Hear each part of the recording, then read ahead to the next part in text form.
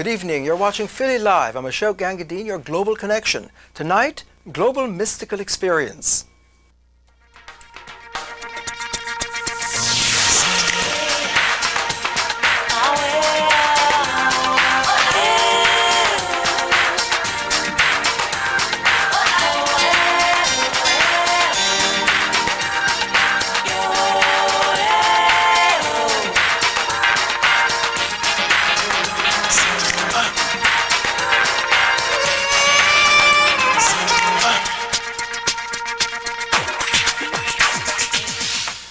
We've seen with earlier guests that there is a spiritual renaissance taking place here in America and around the planet. And so-called mystical experience is playing a central role in this phenomenon. But many are not aware that there is a rich mystical tradition at the heart of the religions of the Bible, Judaism, Christianity, and Islam. But what is mystical experience? Does it have a place in today's world of science and technology? Have you had a mystical experience? We're fortunate to have with us tonight Dr. J.J. Hurtak, who is a mystic and a renowned scholar of diverse mystical traditions, especially the Jewish and Christian mystical worlds. Dr. Hurtak is well known for his books, the Book of Knowledge, The Keys of Enoch, translated into 7 languages, and Pistis Sophia, Text and Commentary, which explores the Gnostic mystical developments in early Christianity. J.J., welcome to Philly Live. Thank you. It's a great honor to be with you. Help us understand this book, the title, Pistis Sophia. What is that about? Pistis means faith in the ancient Greek language. Sophia means wisdom. It is the combination of faith and wisdom. To say it another way, one does not live in a world of blind faith, but one sees higher realities in creation, in the universe, in the nature of God. The reason I became involved with this as a young university professor, my students kept asking me about the mystical experience.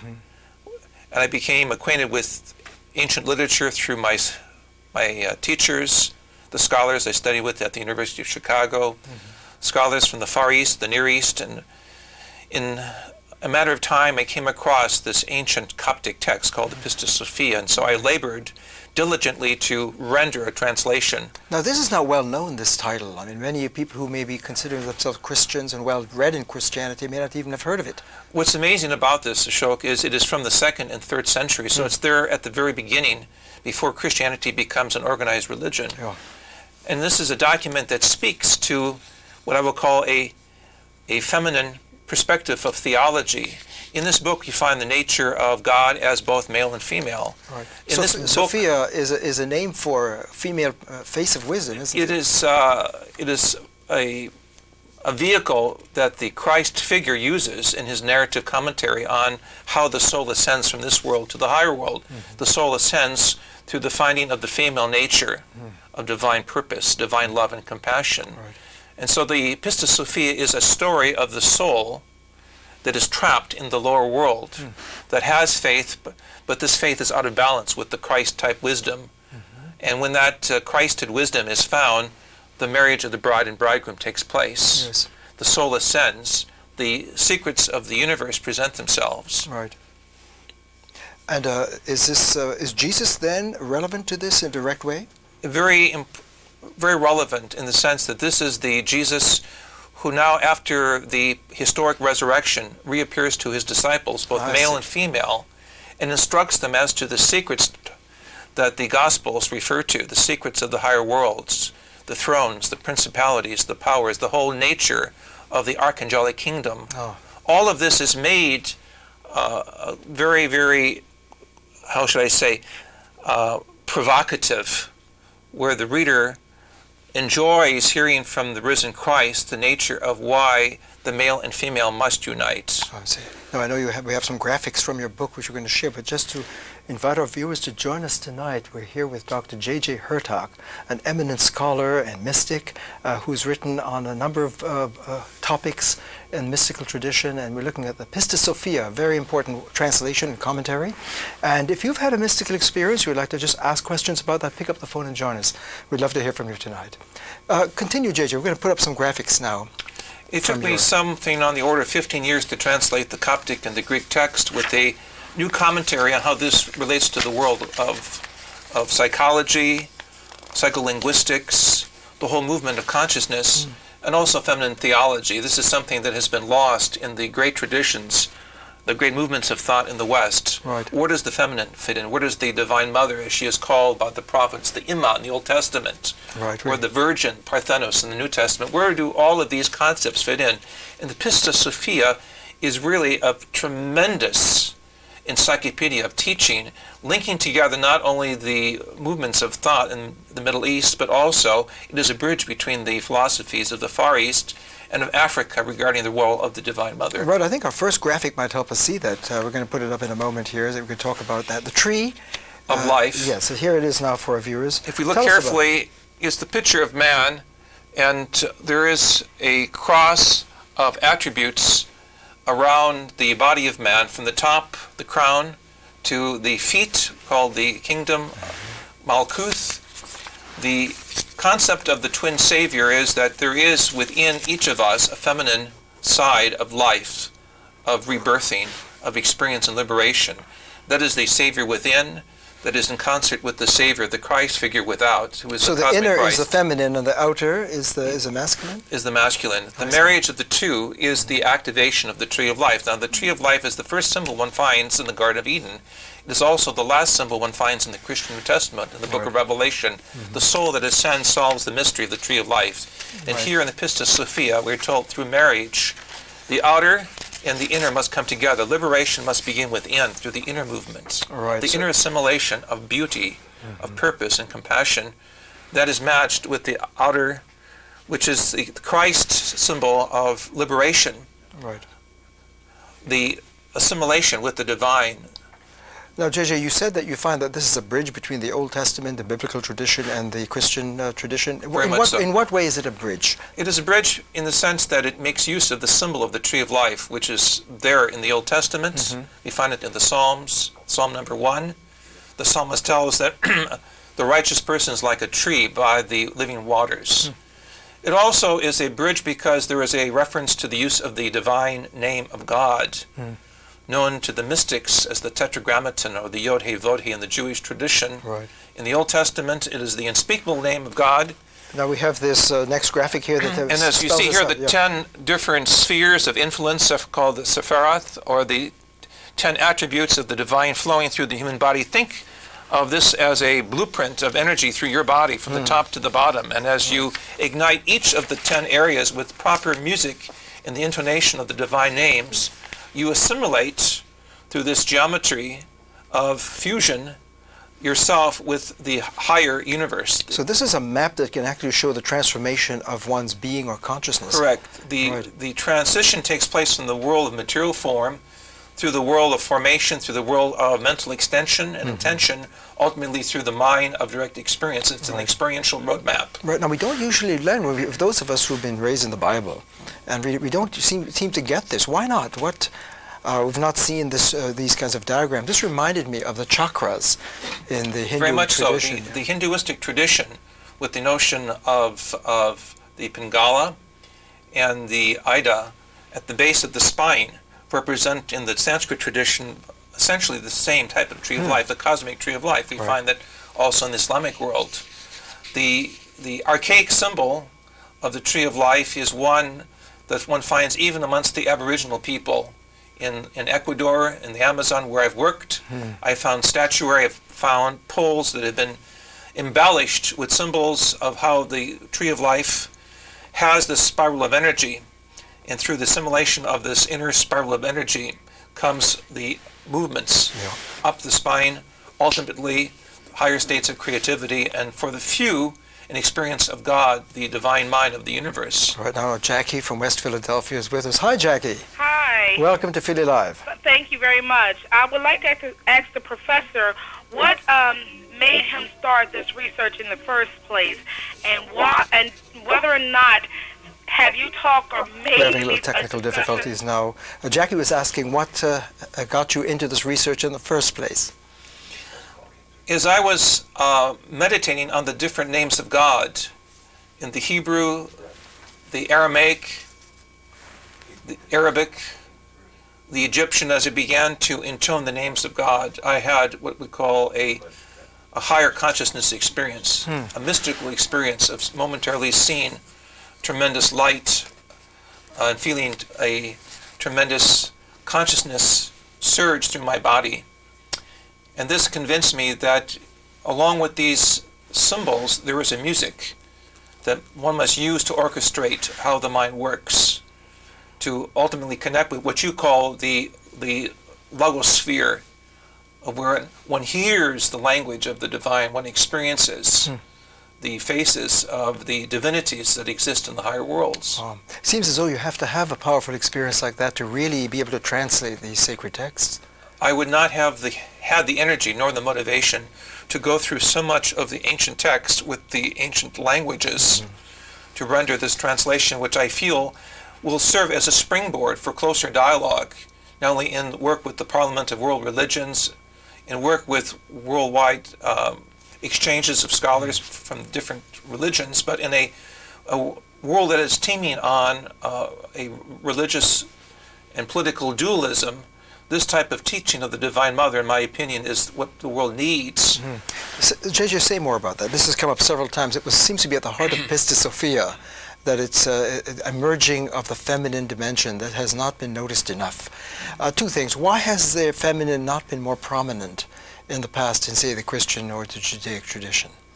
If we look really at the way religion has worked in sociological context, in psychological context, it has been the age of the masculine father figure that has dominated, and anything that suggests, as the Sophia literature of the early Christian church and Kabbalistic literature of the Judaic tradition, that there's something else, tends to get pushed to the side, tends to get marginalized. And now that we've gone through what I will call an age of over-masculizing God and coming into focus now with an avalanche of new materials, from the Dead Sea Scrolls in the Middle East to the Nag Hammadi Egyptian text, to literature in the Far East, we realize that the other aspect of God, the feminine principle, is being found. And this is why this teaching is so relevant. It teaches us to love one another and to see God in everyone, to see really this is the missing piece that will help us overcome the dualism of the West as we go into a new era, a new millennium. Right. Now, Jackie liked your response to the first question so much she's back with the second one. Jackie, are you with us? Yes. Hi. I would like to ask him, just after him making that statement, with this new revelation, do you think that Christians and Muslims and Hebrews are willing to accept this type of, I won't say new, but ancient philosophy? Are we ready to hear this? Thank you so much. That's a very good question. It's along the lines I wanted to, we don't realize that there's a common tradition between the Islamic, the Jewish, and the Christian. So could you pick up on that for us? Yes, this is a very excellent question. In fact, one of the great Islamic thinkers in the 3rd century of the Islamic period, Abu Yatzir, spoke of the cosmic tree of life. And we have other mystical thinkers, such as Abir from Spain in the 12th century of our present era, that speak of how we must assimilate ourselves really into the totality of God. And the thrust of that totality is the missing pieces. But now Jackie's asking, do you think people are ready for this? Are they ready for a mystical experience so powerful that it really can unite the three religions, for example? I think in the sense of what we're finding throughout the world with the panic button being pushed and seeing situations geopolitically escalate into a near cultural warfare between the East and West, looking back and seeing that all three religions of Abraham have the same angels, have the same Godhead, and have great nuances of language that are the same regarding the cosmic tree, as reflected in the early mystical poets and scholars of the Islamic tradition, of the Christian at the very beginning, and of the lesser-known Kabbalistic tradition. There is a model for where a shrine to the holy angels could be built, where all three religions could come together. That's amazing. And I want to pick up on the Kabbalistic tradition, the Jewish mystical tradition in a moment, just to encourage our viewers again that we're having a fascinating conversation on global mystical experience with Dr. J.J. Hurtak, himself a great mystic and a scholar. It's a great chance to call in. Our phone lines are open. Please pick up and join us. Now, we have some more graphics from your book that we'd like to share with our viewers. And we're going to put them up and have you tell us more about them, both in terms of the feminine and other traditions. They're about to put these up in a moment.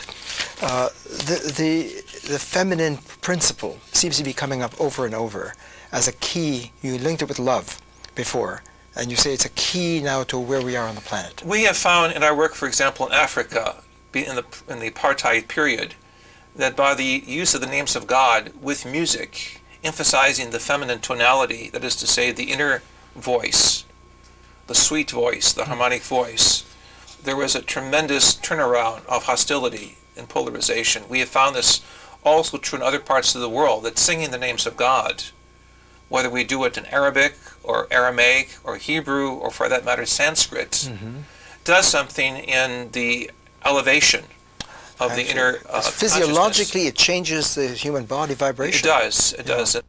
With scholars, neurophysicists, those that have worked with mind over matter studies, we have found that it releases the kundalini, it releases the shakti, the concept of the spark that accelerates up the spine. It opens the mind to see other dimensional realities, and by seeing the foliage on the tree of life, the other faces, the other traditions, one realizes one is a caretaker in this world. One is saved or liberated to serve humanity. It is not a self-willed aspect of religion to assert oneself at the demise of others, but to see harmony, unity, and the complementary aspect of the great prophets. Does this go back into the Kabbalah tradition, the Jewish mystical tradition?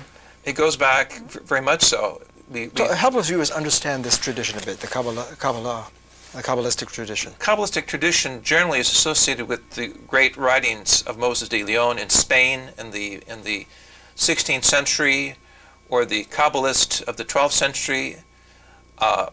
We, however, who have been working with the history of Gnosticism and mystical speculation, know that there are antecedents, even in the Psalms of King David, who says in Psalm 139, whether I ascend to the heights of the higher worlds, or make my bed in Sheol, the lower depths of creation, or take the wings of the morning that I might reside in the uttermost parts of the ocean, thou art with me. The unity with God is there, is very, very strong. One finds also in the prophet Daniel, 4th century BCE, before the Common Era, there is a mystical experience of going into the presence of what is called the Ancient of Days, the Atik Yomim, the process of ascension. Through the garment of light is put on. And one finds in Judaism and in Christianity and also in Islam the idea of wearing the garment of transfiguration, by finding the garment of both male and female natures being put together. One essentially qualifies to experience what is known in Kabbalism as the higher worlds, the Hekalos. I see. Now, Donna from New Jersey, hi. Hi. Welcome to Philly Live. Thank you. Your question. I have a question for your guest. I've always been interested in some of these more mystical philosophies, and I'm very curious if he feels that Could you stand back from your set a bit? We're getting some feedback here in the studio. Thank you. Thank you. I'm trying to ask the question if he feels that that astrology has any relationship to some of these ancient mystical thoughts. Thank you very much, Donna. That's a good question. I mean, people are very interested in astrology. Do you think that astrology has anything to do with the ancient mystical thought? Not so much.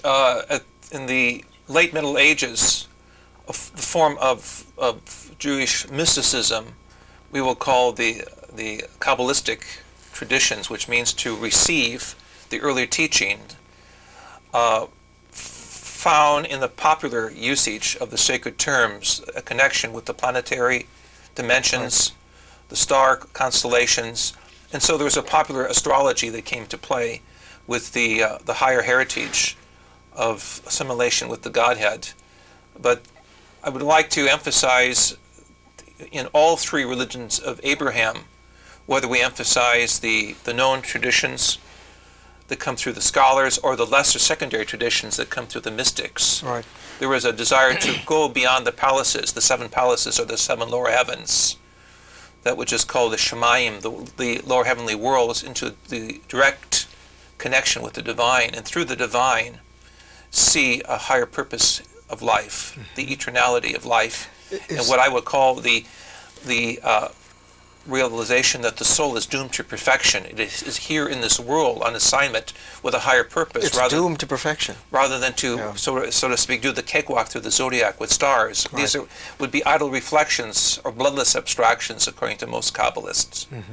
So the next aspect of Kabbalism, in this profound teaching of Isaac Luria and others, is the idea that the soul is trapped in this material world, and without the proper guidance, without the proper meditation and prayer, and I would add to that the use of the divine names of God through musical attunement, there is the roadmap is lost. Right. Now I'm getting two impressions. One is that the shared mystical experience in these three traditions can be a bridge to find common ground. Exactly. Between them. Do you think so? Very much so. If you look at the Quran, chapter 9 speaks of the role of Mary. And the name of Mary, the mother of Jesus, is mentioned more in the Quran than Muhammad. So she's important in Islam as well. So you have here in Islam a acknowledgement of the role of the mother that is both divine as well as a historic figure through which assimilation and brotherhood and sisterhood can come together. Right. And I say this in a deeper sense to the audience that may be Islamic, that I feel that this is the invisible strategy of a higher theology, forgiveness, compassion, and assimilation through the role of the Divine Mother that one finds in each of the three religions of Abraham. I see. The concept of Imma, or the Divine Mother in the Old Testament, that is seen as wisdom or Hokmah, which is the next value on the tree of life after the crown, that must come down into the heart, into the reality of the physical world. The role of the Mother Virgin, Parthenos, that one finds in the Gospels as well as Revelation, that one is married to, wedded to. And in Islam, the nature of the feminine is bringing forth the great tradition that sustains life through the prophets. It sounds as if, JJ, it sounds as if the mystical, I'm listening to see what is the mystical. It seems that it has to do with unity, it has to do with love, it has to do with a profound experience. What is mystical for you? Mystical is the ability to stand in awe of the universe and feel the presence of God. This can be done introspectively, like many of the Christian mystics of the Middle Ages, many of the Hebrew mystics, or it can be done in terms of a unified vision, as one finds in the Sanskrit traditions and the Eastern traditions, also who emphasize the role of Kali, the Divine Mother, as we find in the writings of noted authors like Ramakrishna in the 19th century. The role of the Divine Mother, thus, is a symbol as well as a reality. It's a symbol for those who look only intellectually through this mind, but those who look through the eye of the heart, through the eye of deeper love and compassion. Which is a feminine principle. Right. It is the principle becomes the personality of feeling the divine spark, the embryo God self within us, that is the male and female, that matches the lost feminine that we find in society, be it in parts of China, parts of India, for that matter, in the people of the Zulu nation of Southern Africa. When I was working with the Zulus many years ago, I was profoundly struck of how the Eastern tradition is found in East Africa of the Divine Mother, and how there are prayers and petitions that are uniquely there in the African spirit. So you're finding a pattern around on a global scale, really, on the mystical strain, so to speak. It is the missing piece that makes Africa, including Egypt, the missing, so we say, hook that unifies all of the other continents, all of the other, shall we say, great traditions. And I believe, as a result of my archaeological work in Egypt, going beneath the sands of Giza with remote sensing tools, with radar, with other tools, in finding some of these symbolic artifacts that have the form of the Divine Mother, that this was the original religion, this was the original matrix out of which the other traditions came. So that you think that that is a pattern that resonates around the planet in different mystical traditions? It is a sleeping pattern and a sleeping power for most of humanity. But as we find more and more evidence of the need for the feminine to be in the theology of the now, as we find need to have the feminine side. Why is this important now? I'm wondering whether, time is just about up, I'm just wondering whether, if you can start reading the different mystical traditions in this global way, whether you think there's a message for us now on the planet. It is, because in the work we've had with the Aborigines of the indigenous people of the Amazon, they speak of Mother Earth crying and the Divine Mother returning. We find in the Nag Hammadi text, lost text of Egypt, the Coptic text, the Divine Mother coming back. In the sense of cosmology, in the sense of history, in the sense of literature and theology, the Divine Mother appears to us from all directions. And in a personal sense, I have had an experience with the Divine Mother, and I've had the realization that that is the missing part of Western science and religion that is too mind-orientated, too object-orientated, and not human-orientated or love-orientated. That is the part that brings all things together, and that is why I believe the Africans are correct, the Sanskrit writers are correct, the Coptics were correct in seeing that the end of the age and the beginning of the next age is the divine female. Thus, the end of the age is not in death, the apocalypse, the terror of the earth that falls apart, but rather the earth that goes through rebirth, regenesis, and ultimate ascension through a unified humanity. So the study, the global study, we have 1 minute left now, with the study of mysticism in this global way, might tell us something about where we are on the planet now, what's next for us. That's right. In closing, I'd like to draw attention to the Merkaba film, which you won several awards for this important. It takes all of the symbols through the feminine and puts the viewer into a state of what is called submersion. Submersion is where he or she begins to swim in hyperspace or swim through the symbols, recognizing the common mothering aspect of the spirit that unites all of us. So I would encourage the friends in our audience to look for this on our website. Right, and we'll link with your website at WYBE. I'll help our audience know about that in a moment. So final thoughts. I mean, there's so much more we can discuss. We're living at a dynamic period. You know, one of our projects, as you know, in the Golan Heights is to create a shrine of all three religions through the Divine Mother. JJ, thank you so much. We're going to have you back. Thank you for being with us. Thank you for watching Philly Live and for your calls tonight. And if you need more information on tonight's program or any of our other shows, log on to our website at WYBE.org to get links also to tonight's. For Philly Live, I'm Ashok. Have a great evening. Good night.